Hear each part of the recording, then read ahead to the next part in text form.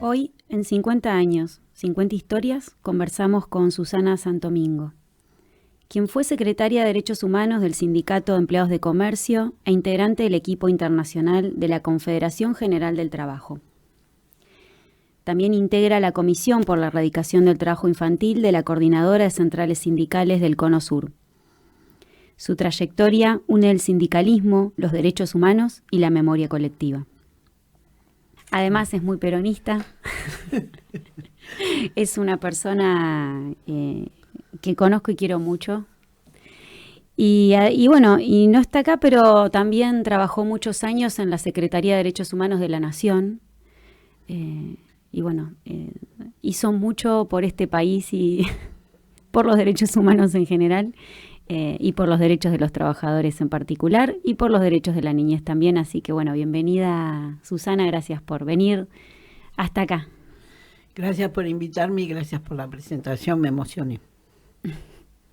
Sé que no es difícil que te emociones, no. Pero también sé que estás sensible por el contexto y bueno, tiene mucho que ver con todas estas historias, ¿no? Me imagino que vos siempre a veces nos contás en las reuniones. A lo largo de tu trayectoria de coherencia también, ¿no? Y que ¿cuándo arranca tu militancia? Mira, cuando yo me crié en La Matanza, en Villa Celina, o sea que más o menos cuando tenía... a mí siempre los temas sociales me llamaron la atención, pero además mi papá era sindicalista y de la resistencia peronista, entonces... yo tenía 3 años y cantaba la marcha, digamos, ¿no? Y siempre cuento el tema de que cuando tenía 6 y entré en la escuela, había sido el golpe y mi papá me dijo, no podemos decir que somos peronistas, no podés decir. Entonces yo siempre le decía, me acuerdo en una reunión que estaba Juan Cabandier también, yo le decía, ustedes son hijos desaparecidos, pero nosotros también, hay toda una generación que vivimos esta cuestión de represiva y el silenciamiento de lo que pensábamos, ¿no? Entonces aprendimos desde chicos a tener cierta clandestinidad, digamos, ¿no? A no poder decir que éramos peronistas, y además históricamente una cosa muy silenciada, lo del bombardeo fue silenciado de alguna manera, no fue una cosa, el bombardeo, la tortura de los compañeros, todo eso fue trabajado recién cuando llega Eduardo Luis, digo Duhalde, siempre le digo Duhalde el bueno, Eduardo Luis llega a la Secretaría de Derechos Humanos. Y en ese proceso de memoria, cuando caen las leyes, etcétera, ahí hubo un espacio para recuperar, fue en el gobierno de Néstor, ¿no? Y después de Cristina, hubo que recuperar, se pudo recuperar esa parte de la historia.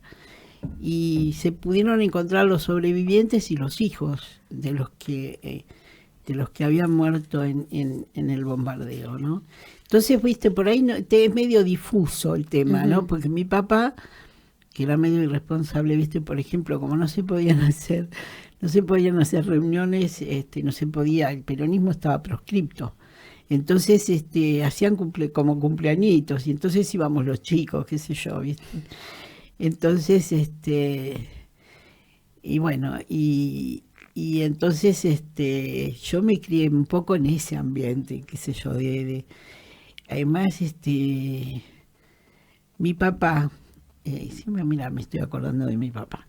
Mi papá era ¿cómo te voy a decir? Era alguien que siempre te enseñaba cosas, ¿no? Y entonces yo me acuerdo que, ponele, yo tendría 6, 7 años, ¿no? Y entonces mi papá, yo pasaba por un kiosco, quería comprar algo y mi papá decía, pero si no compras, mira, esto vale esto. Me mostraba lo que valía y me decía, y si lo ponemos en la cancilla para los hijos de los compañeros que están presos. Claro. Y nos enseñaba a ¿Qué? socializar, ¿viste? ¿Cómo no ibas a aprender de solidaridad? Era imposible.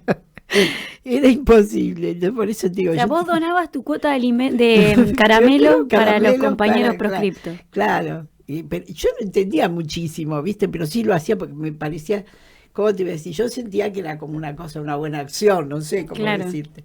Pero pero bueno, me enseñaba eso, ¿no? Como, y además me decía, ¿no? También a valorar algunas cosas, ¿viste? Viste, esto de los presos también fue después del 55, ¿no? Era una cosa que se vivía en el barrio también. Y en mi barrio, yo vivía en Villa Celina, en los edificios, y ahí vivía Gustavo Rearte, ¿entendés? Y entonces, y yo me acuerdo que, vos fíjate, qué aprendizaje, ¿no? Porque mi papá en ese momento me decía, es un compañero. Contá quién es para quienes nos están escuchando. ¿Quién es Gustavo Rearte? Sí. Gustavo Rearte, un referente, fue el primer creador de la Juventud Peronista, un referente peronista, y ya cuando tenía 26 años era el secretario general de Jaboneros, del sindicato de Jaboneros. Un gran militante. Él murió en el 73, murió por enfermedad. Pero Gustavo fue un compañero muy activo en la resistencia peronista, y bueno, nosotros vivíamos en el edificio 8 y él vivía en el edificio 11. Entonces, y era el mismo departamento, ¿no? Entonces, bueno. Y mi papá, en ese momento había contradicciones, porque yo lo amaba a Gustavo, ¿no? Porque además era muy buen mozo, entonces siempre me llamaba mucho la atención. Pero y era un orador así muy convencido, ¿viste? Muy el estilo de Cook, ¿viste? Una cosa así. Entonces, mi papá se peleaba porque a veces con Gustavo, pues decía, este pibe es muy zurdo, decía mi papá, ¿no? Porque Gustavo estaba con la Revolución Cubana, ¿viste? Claro. Todo eso, bueno. Claro, era la época. Claro, y entonces, pero fíjate, ¿no? Esas cosas que uno aprende de los compañeros, ¿no? Porque no solamente era mi papá. Sí. Mi papá discutía con Gustavo, me discutía mucho porque mi papá era bastante ortodoxo, digamos. Y ¿De qué sindicato tu papá? y de ATE. ¿De ATE? Sí, claro, ¿Mirá? pero en esa época estaba Jorba, no estaba. Después, con el tiempo, lo conoció a Víctor y a Germán. Bueno, me acuerdo que me hablaba de Víctor y de Germán, ¿no? Entonces,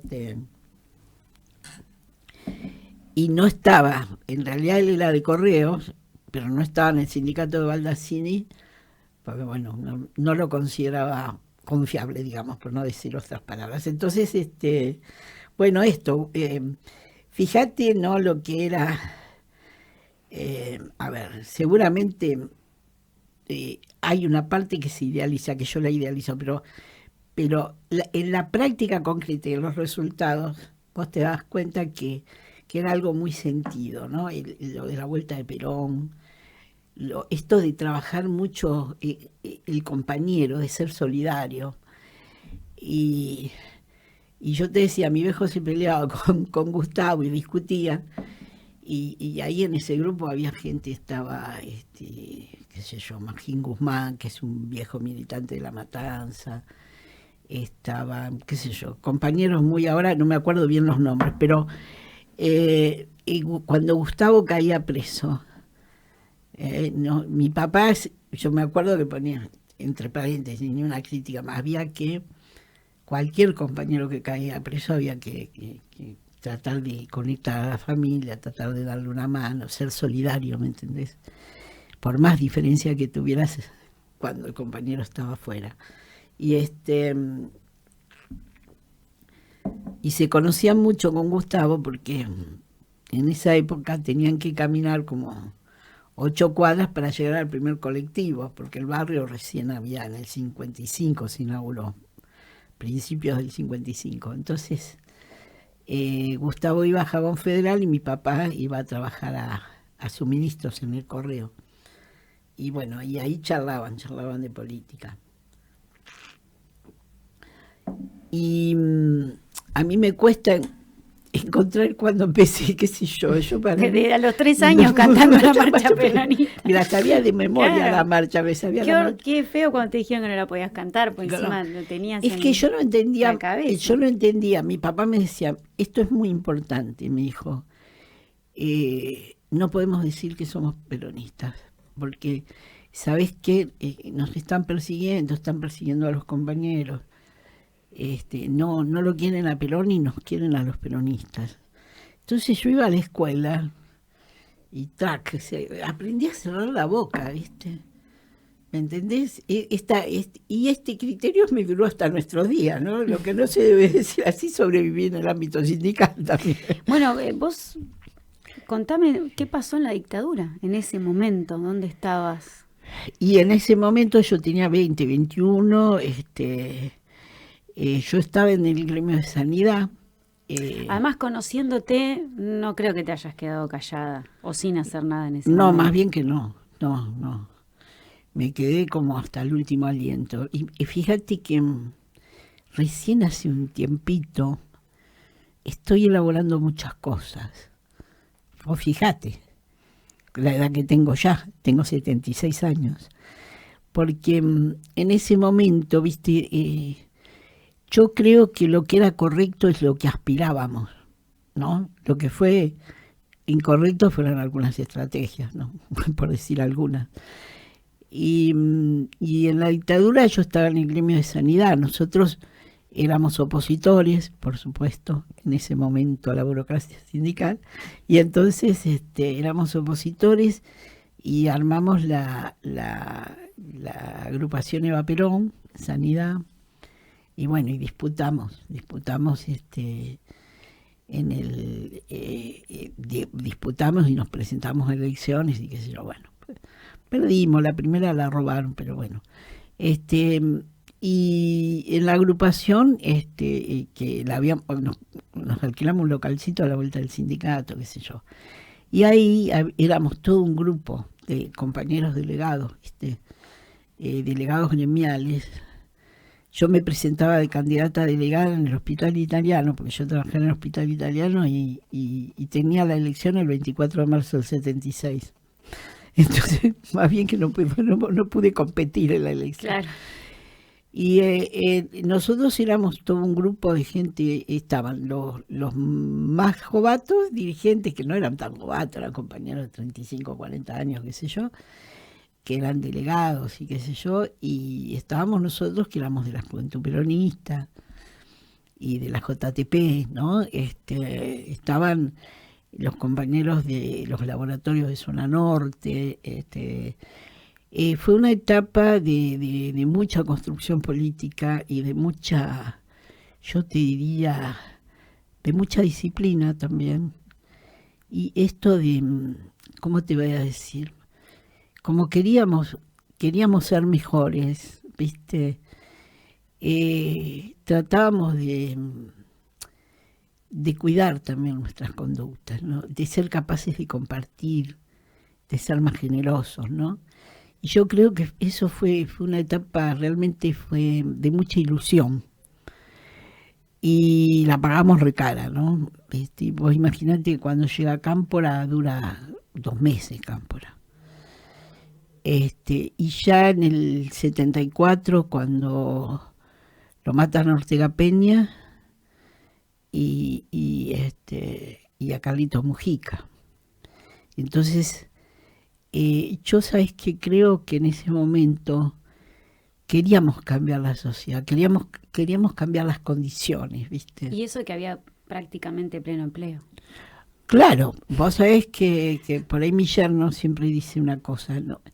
En los 70 no teníamos las condiciones objetivas, pero sí las subjetivas. Y ahora tenemos las objetivas, pero no tenemos las subjetivas, ¿viste? Tan cierto. No, Tan cierto que duele. Claro, ¿no? duele, Porque duele. fábricas de 5.000, 6.000 empleados hay. Y ahora estamos hablando de mini pymes o de trabajo precarizado, autogestionado. Y vos sabés que en esa época había, éramos todo un cuerpo de delegados, ¿viste? Todos jóvenes, qué sé yo. Este, y 8 desaparecieron de la agrupación. 8 compañeros delegados de base. Uh-huh. Y eran compañeros tuyos. Claro, íbamos a las peñas, veníamos, andábamos a la mañana, volanteábamos, qué sé yo, ¿viste? Hacíamos todo lo que se hacía en esa época. ¿Y vos tenías miedo? Porque podrías haber sido vos. En la dictadura, a ver, había 2 cosas, me parece, ¿no? Que yo cuando las pienso se me pararon un poco los pelos, pero y antes te digo una cosa, cuando me encontré con la hija de un compañero que había desaparecido, habían puesto una baldosa, la llamé por teléfono, porque yo justo no la encontré a ella hace unos años, 3, 4 años. Ella me dijo, pero mi papá y mi mamá no pensaban en mí, ¿no? Cuando desaparecieron, ¿no? Entonces, bueno, yo le respondí como pude todo eso, pero en ese momento pensábamos que bueno, que para cambiar las condiciones había que luchar, y a veces la lucha era de esa manera. Ahora, hay una cuestión de que uno a esa edad no está preparado para perder a los pares. ¿Me entendés? Es como que después con los años, cuando lo puede ir elaborando, ¿viste? Una serie de cosas, ¿no? El otro se lleva parte también de tus propias vivencias y de tu propia historia.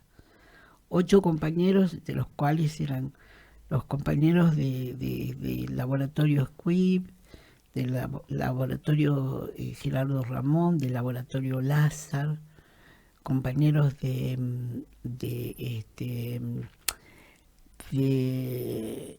¿cómo se llama? Me olvidé, esa que está al lado del Hospital Rivadavia. La clínica, bueno, ahora no me acuerdo cómo es que se llama.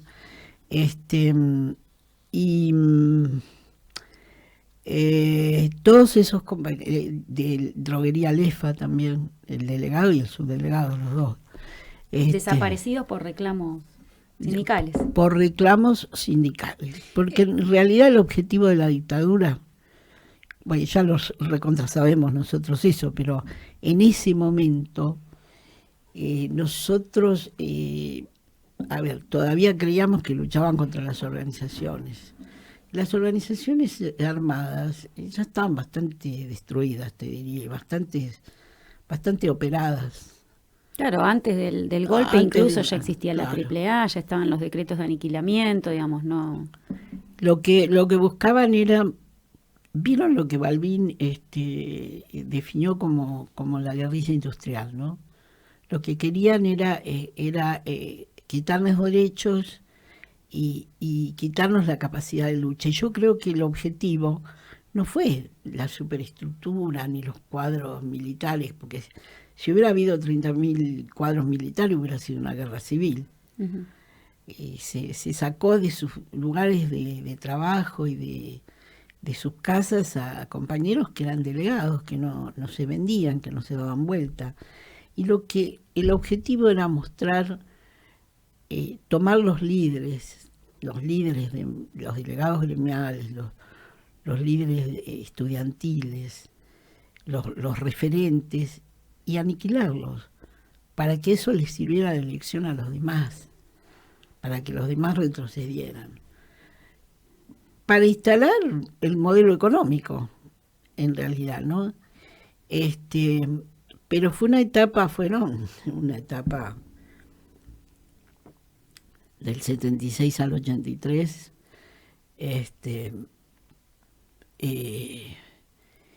vivíamos en un estado, yo te diría, de mucha precariedad. Lo que nos pasó con los compañeros sindicales es que vos le decías, te tenés que ir, andate de tu casa porque la empresa tiene tu dirección, sabe dónde vivís y qué sé yo, pero ¿cómo me voy a ir ahora? Decía, si no voy a dejar solo a mis compañeros. Es decir, no, no se evaluaba claramente a qué es lo que eran capaces, hasta dónde. Y es importante lo que decís, ¿no? Para justamente remarcar que fue una dictadura cívico-militar también, ¿no? Porque, Y eclesiástica. Y eclesiástica, digamos. Detrás hay muchas empresas cómplices de la dictadura, ¿no? Que le sirvió justamente. Mirá, hubo algunas empresas, por ejemplo, en el laboratorio Le Petit también teníamos desaparecidos. El delegado de laboratorio, era de donde se preparaban los medicamentos. A ese compañero lo fueron a buscar y el jefe de personal les dijo, ¿ustedes tienen orden? No, no tenemos. Entonces no se los entregó. ¿Me entendés? Le dijo al compañero que se fuera. Le dijo, andate por el fondo, andate porque van a volver con la orden y qué sé yo. Y no se quiso ir. Y se quedó. Y le dijo a la telefonista, avisale a los compañeros que no sé si voy a aguantar. Pero se quedó. Porque no se había querido ir. Hace poco me reencontré con el hijo, ¿viste? De él, que se parece mucho a él. Era un compañero muy valioso, ¿viste? Muy, ¿cómo te puedo decir? ¿Viste esos líderes sin estridencia? Un tipo muy humilde, sin mucho discurso, pero con una actitud de clase, muy peronista, muy solidario. Y entonces era un tipo con mucha inteligencia emocional además, ¿no? Como con mucha escucha. Yo cada vez que pienso en él, digo, siempre estoy tratando de buscar a ver si encuentro alguno parecido acá en esta época y no encontrás la época de la soberbia. Y bueno, viste, hubo empresas, por ejemplo, los de ¿cómo se llamaba? Ahí no me olvidé, otro laboratorio. Mejor no los mencionemos. Bueno, otro laboratorio que tampoco no entregaron. Uh-huh. En cambio, laboratorio Squibb, laboratorio Lázaro, eso sí entregaron compañeros, ¿no? El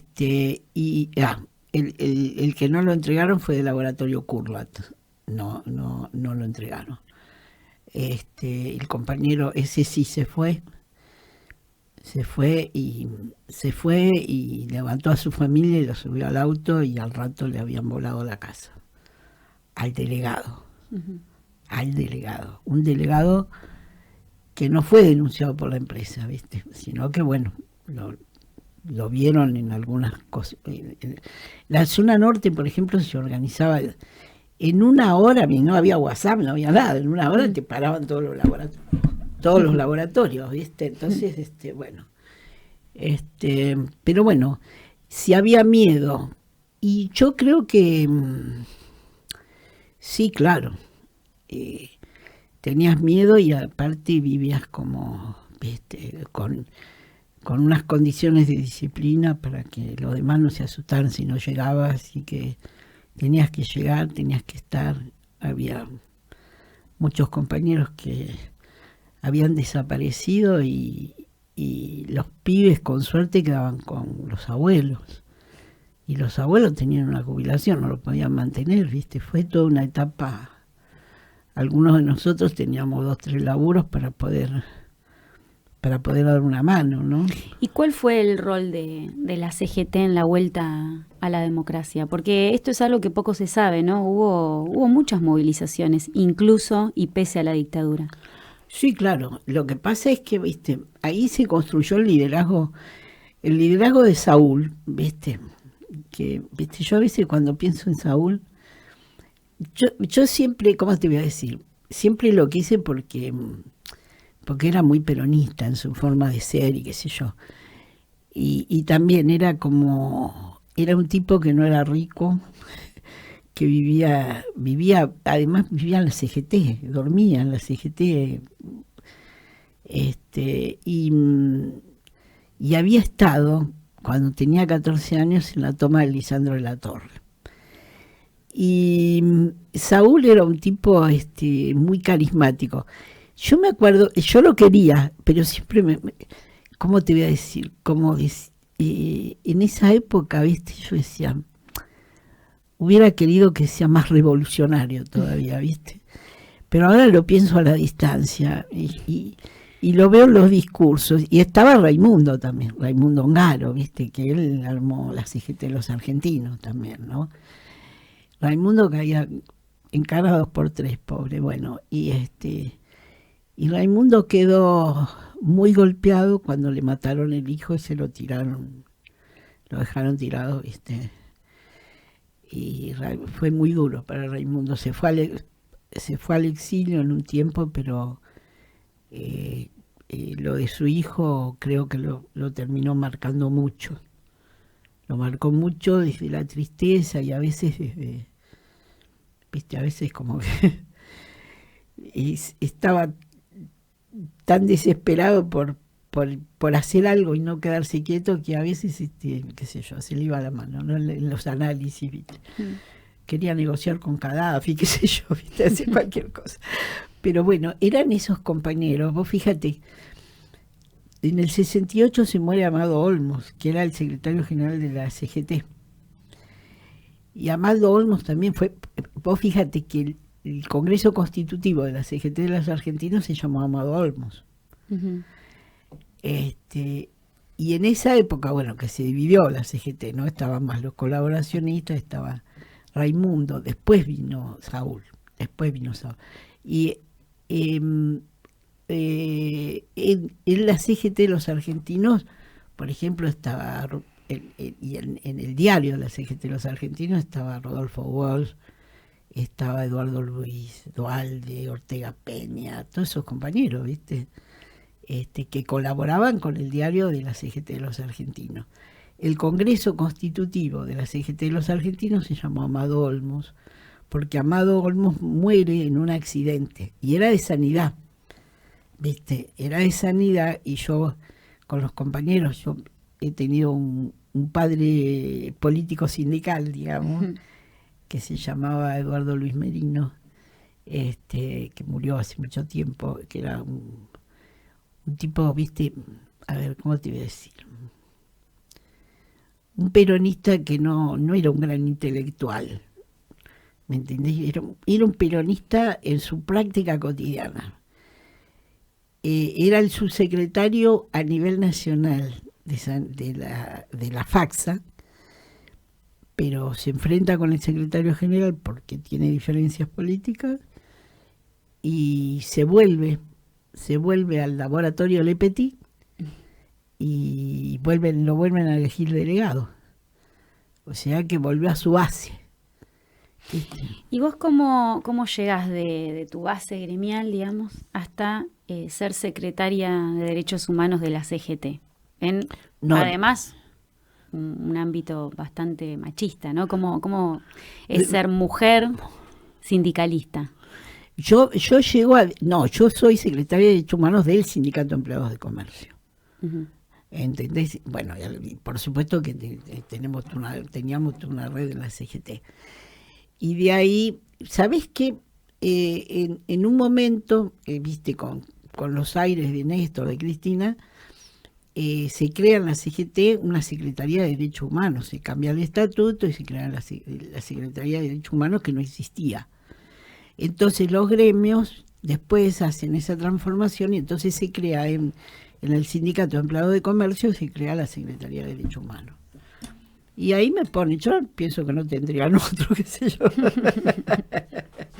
No creo que sea eso. No, bueno, y bueno, y ahí le puse mucho amor porque en realidad no existía esa secretaría y no había muchos gremios, la Secretaría de Derechos Humanos.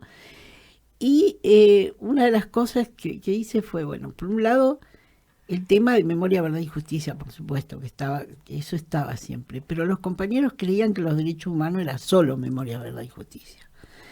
Y fue todo un proceso de entender que los derechos del trabajo también son derechos humanos, ¿me entendés? Eso fue fue todo un proceso, ¿no? El tema de, bueno, después salió todo lo de la violencia laboral, todo ese tipo de cosas. Pero bueno, sobreviví y fui, mira, siempre fui orgánica y respetuosa, pero nunca fui muy respetuosa, pero no obediente. Uh-huh. Y pagué los costos. Como pagué los costos de la dictadura, digamos que por ahí tuve que vivir situaciones medio límites. Por ahí, a ver, vos sabés que esta pérdida de los 8 compañeros, de los cuales había unos que eran como mis hermanos, no sé cómo decirte, éramos qué sé yo, estábamos todo el día juntos, no sé.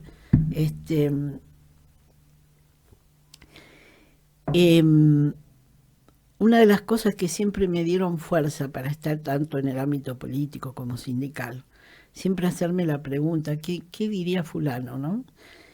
Y por otro lado, siempre como una promesa que siempre me hice a mí misma, ¿no? Más allá de lo que hicieran los demás. A veces no me dio para que mi planteo sea el planteo hegemónico, ¿me entendés? Pero ¿sabés qué? Yo siempre me prometí no traicionar a la que fui, ¿me entendés? No traicionar a mis compañeros tampoco. Porque en realidad ellos no dieron la vida, le quitaron la vida, ¿me entendés? Este compañero que te digo, Le Petit, lo fueron a buscar a la casa y lo sacaron, estaba durmiendo y lo sacaron. No son compañeros que los mataron en combate, ¿me entendés? Sino que son compañeros que... Y además hemos recuperado algunas historias, ¿no? Algunas... Porque en esa época, claro que vos imaginate, el tema de ser desaparecido no era una calidad de algo que es desaparecido, qué sé yo, ¿viste? Teníamos un antecedente de Felipe Vallese, pero no era la categoría de desaparecido, ¿viste? Bueno, decíamos, no lo encontramos más, ¿viste? Incluso Eduardo Luis Duhalde siempre siguió esa causa en la búsqueda, ¿no? Pero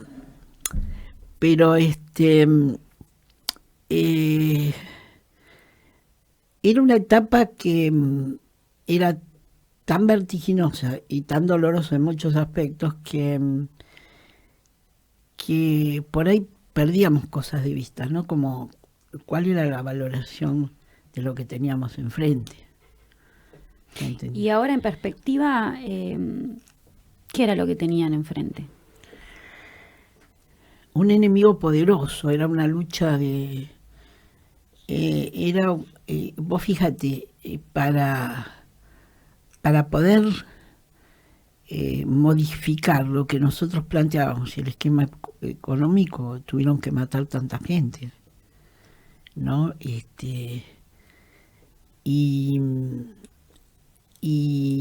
no lo teníamos, ¿cómo te voy a decir? Yo creo que no lo teníamos en su justa dimensión, porque vos fijate la gravedad que las Fuerzas Armadas de la Nación, que están para cuidar la soberanía y para cuidar al pueblo, ya tenían este antecedente. En el 55 usaron los aviones de las Fuerzas Armadas, los aviones de la Marina, para matar más de 300 personas inocentes. Las Fuerzas Armadas de la Nación tirando contra su propio pueblo, ¿no? Entonces, yo creo que fuimos juntando bronca también.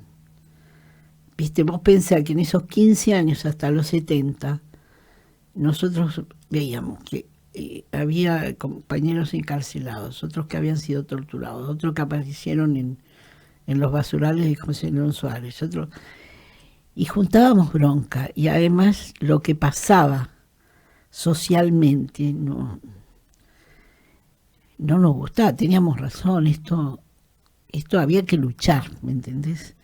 Entonces, pero no Yo creo que no dimensionamos en ese momento, solamente teníamos la idea de que había que dar la lucha, que no había que dejar solo a los compañeros. Nosotros éramos trabajadores, éramos referentes de los compañeros, ¿viste? Teníamos compañeros que nos escuchaban, entonces, bueno, creíamos que no había que claudicar, ¿viste? Pero, Y con el retorno a la democracia y, bueno, ¿cuál fue tu rol en la Secretaría de Derechos Humanos de la Nación? Bueno, en realidad yo estoy en la Secretaría mucho después del retorno a la democracia. Yo entro en el 2004, más o menos, cuando Eduardo Luis Duhalde, Néstor lo convoca porque Eduardo era juez, y 7 meses antes de jubilarse, porque renuncia como juez para irse a la campaña de Néstor, que no medía nada, ¿viste? Bueno, fue siempre, bueno, era un poco loco Eduardo. Y bueno, Eduardo entra en el 2003, y yo a Eduardo lo conocía, ¿cómo te voy a decir? Lo conocía de cuando éramos jóvenes, porque en la revista Militancia, ¿viste? Además, las primeras imágenes que tengo de Eduardo es cuando él era el defensor de los presos políticos, cuando fue la masacre de Trelew. Muchos de los compañeros masacrados él era abogado de 5 de ellos, y tengo las imágenes en la televisión blanco y negro donde llega Eduardo con los otros, con González Garland, con Matarolo, con diferentes abogados que eran los abogados de eso, cuando antes de la masacre, cuando se da la huida, ¿viste? Cuando se da la huida, que tratan de huir y qué sé yo, bueno, una parte fracasa, qué sé yo, todo eso que ya se conoce, bueno, yo tengo la imagen de ellos llegando, como sea, ahí a la base, y bueno, y después la imagen de la masacre, ¿no? Y después tengo la imagen de Eduardo.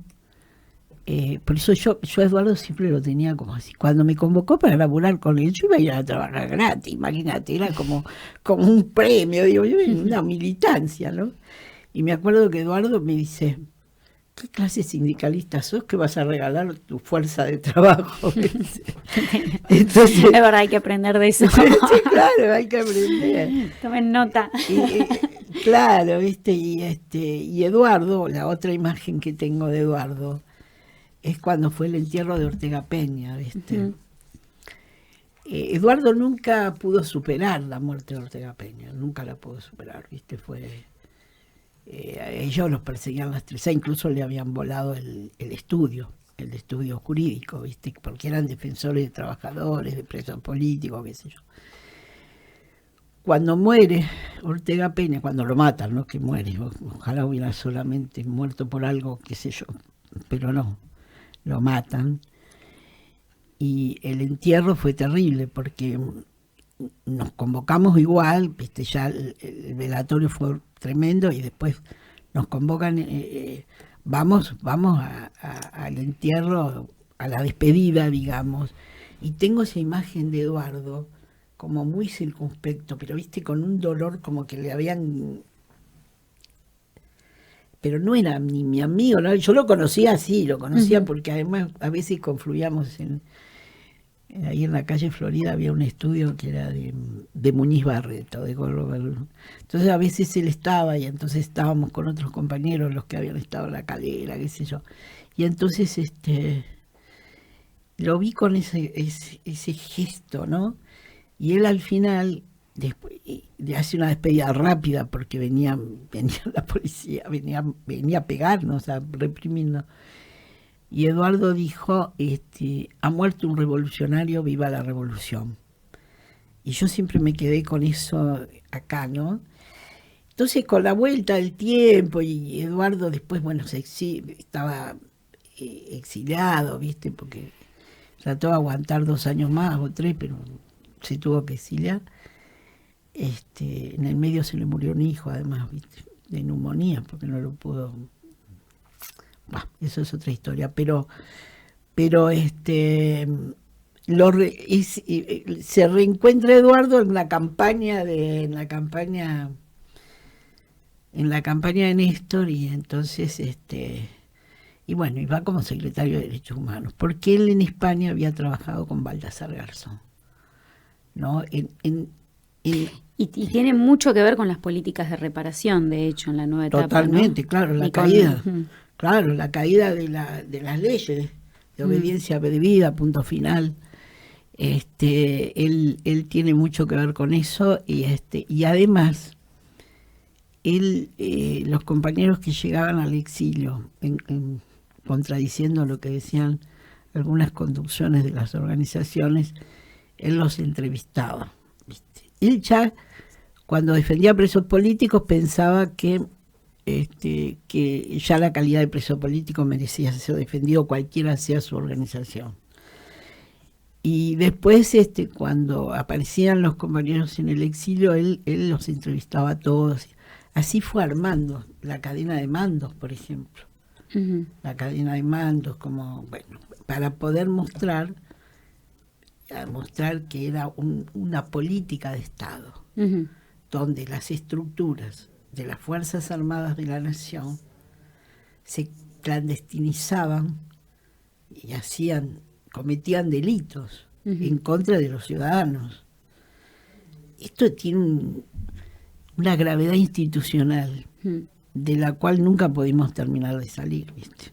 Bueno, pero el rol que se tuvo en ese momento, ¿no?, para justamente que se cayeran las leyes de obediencia debida y punto final, poder avanzar en los juicios, en las investigaciones y en las condenas de lesa humanidad, es parte importantísima. De hecho, es una de las razones por las cuales el último foro de derechos humanos a nivel internacional se hizo en este país. Y en este país lleno de contradicciones, ¿no?, donde puede ganar una experiencia del horror y liberal, pero al mismo tiempo es un pueblo que logró condenar a sus genocidas.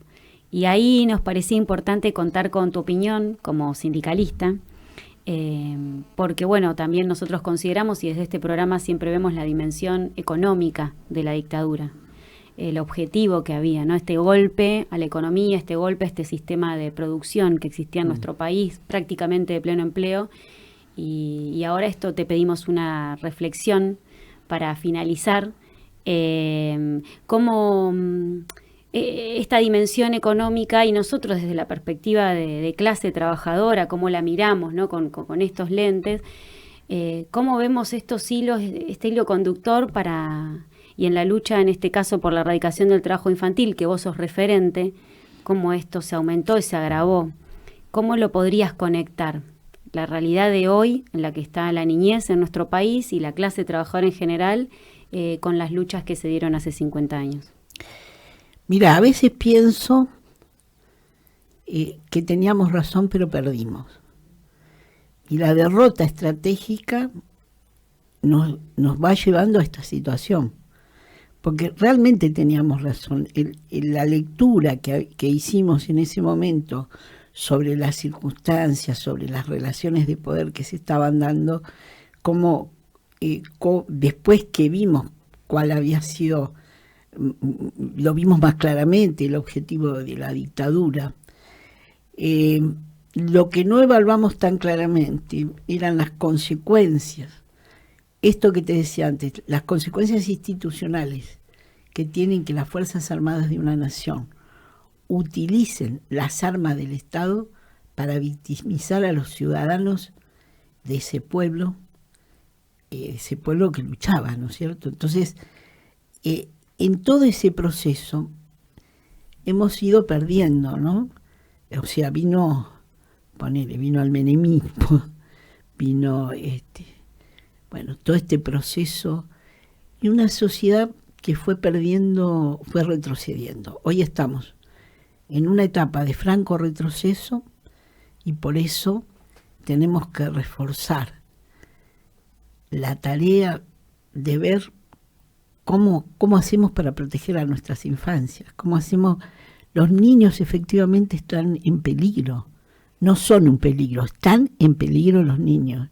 Entonces, quizás desde esa mística, ¿no? Hace como unos 30 años también, ya cuando empezó el neoliberalismo, nosotros empezamos a ver que mientras caían los puestos de trabajo, aumentaba el trabajo infantil. Y no entendíamos mucho qué era. Tuvimos que ver más claramente qué era el trabajo. No había normativas, no estaban en las agendas nacionales. Fue todo un proceso estos 30 años. Pero fíjate que llegamos al hoy, que a pesar de esos 30 años haber tenido diferentes estrategias, avances, retrocesos, haber, qué sé yo, viste, haber logrado, viste, primero, bueno, por ejemplo, que se ratificaran los convenios contra el trabajo infantil de la OIT, la convención, que tuvimos toda una diferentes etapas donde en esta lucha nunca se había desprotegido ni a los niños ni a los ancianos como en esta etapa. Esta etapa es una etapa de aniquilamiento sin armas. Y esto es la derrota más jodida, que llegaron por los votos. Por los votos donde no supimos transmitir desde un lado y por otro lado una sociedad que ha perdido la capacidad incluso de pensar algunas cosas, ¿no? Por simplificarlo, esto es muy simplista lo que te estoy diciendo.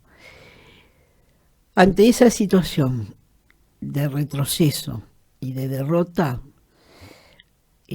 además de hacer el duelo de la sociedad que no pudimos ver y que yo a lo mejor por mi edad tampoco la voy a ver, tenemos que repensarnos, redoblar los esfuerzos y así como en los 70 o en el 76, 77, por ahí llorábamos silenciosamente la pérdida de los compañeros, pero pensábamos que los compañeros había que reemplazarlos.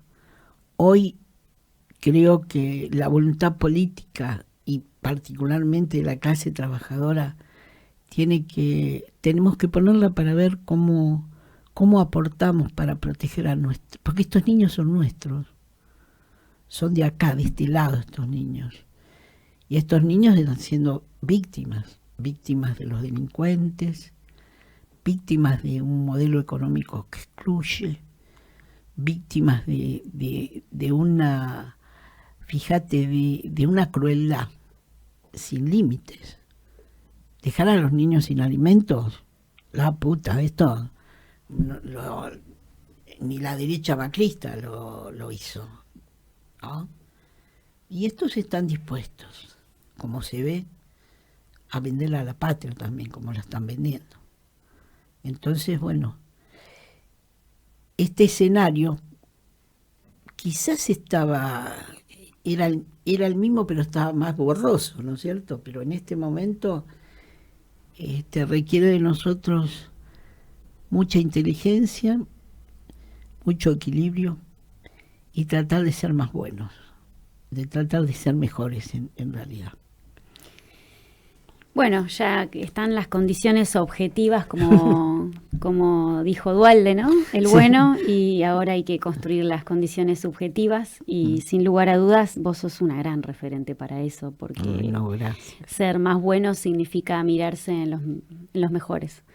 Y así como la dictadura se llevó también gran parte de esos mejores, por suerte nos quedaron otros que nos enseñan como vos, porque más allá de los discursos, lo que termina demostrando la coherencia es la trayectoria, es la historia, es el lugar en el que estuvo cada uno, ¿no? Y vos estuviste siempre del mismo lado de la clase trabajadora, dando tu porción de caramelos. Así que gracias. Ay, Susi. no, gracias a ustedes, che, la verdad, me encantó estar acá. Queríamos dejarte este regalo, humilde, como... Ay, gracias. De una central hermana a otra central hermana. Y bueno, quería preguntarte qué ves. ¿Qué veo acá? Uh-huh. 50 años, 50 historias. Y lo otro no lo veo, ¿viste? Pues ya estoy vieja. Veo CTA. Esto es lo que veo. Y veo un espejo. Bueno, esto... Me miro en el espejo y me doy cuenta que tengo años, pero no perdí la rebeldía, ¿viste? Entonces, mirarme en este espejo es mirarme en los que fueron, los que estuvieron, pero ahora están todas las nuevas generaciones. Hay que seguir la lucha. Hay que seguir la lucha y no quebrarse. Los otros tendrán dinero, ¿viste? Pero si nosotros tenemos convicciones, seguramente nos va a llevar tiempo, pero tenemos que dar vuelta a esto porque no podemos entregar las infancias de esta manera. No las vamos a entregar para nada. Bueno, y estas palabras seguramente van a amplificarse, van a seguir su ruta, su camino, hasta que lleguen a donde tiene que llegar, como semilla, y seguramente van a florecer. Bueno, muchas gracias, la verdad. Hermosísimo. Gracias. Gracias.